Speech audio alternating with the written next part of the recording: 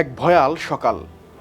ধ্বংসস্তূপের নিচে চাপা পড়ে আছেন ইরানের সর্বোচ্চ নেতার শীর্ষ উপদেষ্টা, যার পাশে ধ্বংস, ধুলা আর মৃত্যুর ঘ্রাণ। 3 ঘন্টা ধরে নড়াচড়া করতে পারছিলেন না তিনি, আর সেই অবস্থাতেই আদায় করেন ফজরের নামাজ।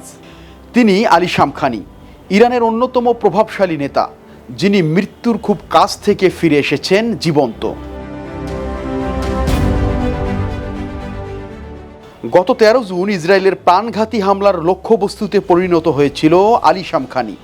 হামলার তীব্রতায় তার পুরো বাড়ি ধসে পড়ে।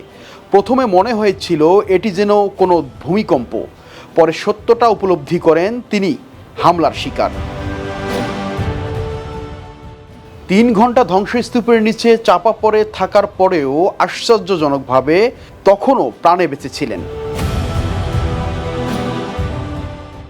আলী শামখানি তার বর্ণনায় উল্লেখ করেন, আমি কিছুই করতে পারছিলাম না, শুধু অনুভব করছিলাম আমি বেঁচে আছি। ফজরের সময় হয়েছিল, আমি সেখানে নামাজ আদায় করি, যেমনটা সব সময় করে থাকি।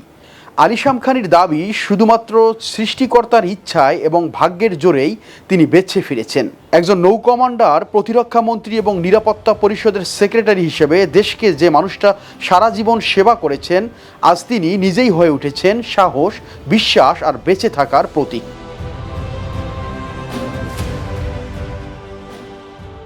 ধ্বংসস্তূপের নিচে থেকেও যারা আকাশের দিকে তাকিয়ে আলোর খোঁজ করে, তারাই সত্যিকারের বিজয়ী। আর তিনি হার না মানা বীর আলী শামখানি।